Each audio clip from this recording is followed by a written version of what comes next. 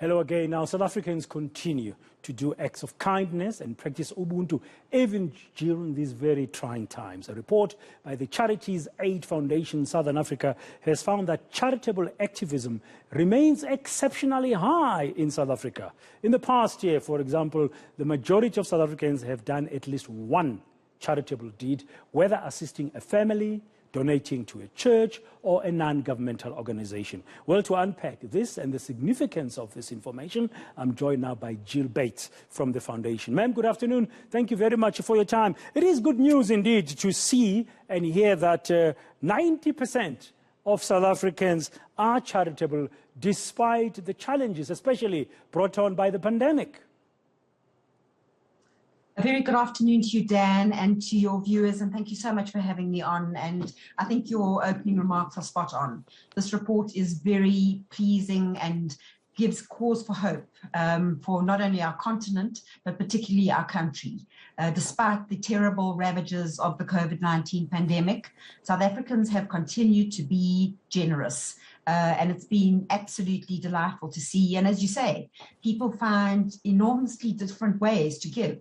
One can give either money, volunteer your time, give goods, help a stranger, many ways to assist. Yeah, which are the top ways that South Africans, that you've seen, that this report is highlighting in the past year, that South Africans have given? Which of the top two ways that they are giving?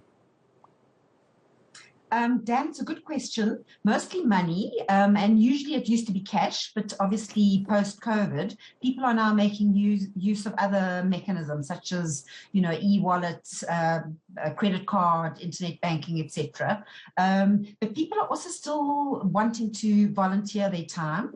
And we are seeing more and more skills-based volunteering. So in other words, if you have a specific skill like yourself as a media specialist, you could assist media students who are wanting to get into the business. So there are a variety of ways that people are giving, but giving they are. Yeah, and are they giving to organizations?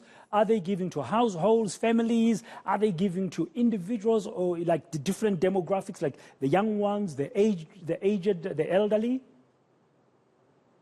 All of the above, Dan. We have seen South Africans giving to their immediate families, their neighbors that might be in distress, community members that are in distress. Giving to churches remains very strong. Giving to schools remains very strong, but most fundamentally, South Africans seem to be driven by altruism and want to give to the poor, and simply because they want to make a difference. So people are also giving to non-profit organizations directly. We're seeing high levels of trust in people in non-profit organizations who in turn give the money to the beneficiaries at community level. I mean, this level of resilience and generosity during difficult times that's being exhibited and demonstrated and confirmed here with this report by South Africans, I wonder, how do we stack up with the rest of the world? Can you give us an idea, our viewers? I mean, because globally the pandemic is affecting everybody, and we know that historically we've done pretty well when you compare us with the rest of the world in terms of our generosity. It's a lovely question, Dan. So in fact, we surveyed 114 countries throughout the world. Last year, South Africa came in at 47 of the most generous countries in the world. This year, we saw a massive jump of 21. South Africa came in at 21. And in fact, Dan, most pleasing to see that, out of the world's most top generous countries, 4 of them are to be found on the African continent. For example, Kenya, Nigeria, Ghana, Uganda. Also, in terms of helping a stranger, 6 of these countries are to be found on the African continent. So that's Nigeria, Cameroon, Zambia, Kenya, Uganda, and Egypt. And I think one of the most amazing trends that we've been seeing, because we've been doing this research for over 10 years, so we have 10 years of data and trends. Traditionally, we are seeing that the gap between the global north, and those are the countries with the most typically developed economies and the deepest pockets, and the gap between the global south is closing. It's most definitely closing, which strongly suggests to us that African philanthropy is rising, as we have known it has for a number of decades. Now, final question before I let you go, Gill. Generally, the NGO sector has been battling historically, generally, and it's been worse now in the pandemic, I can imagine. Did your survey check about people's attitude about funding for NPO? Because the private sector is funding government. We've got the Department of Social Development. Were there any views expressed? And as you conclude, what would be the significance of this report? Is it really just about hope?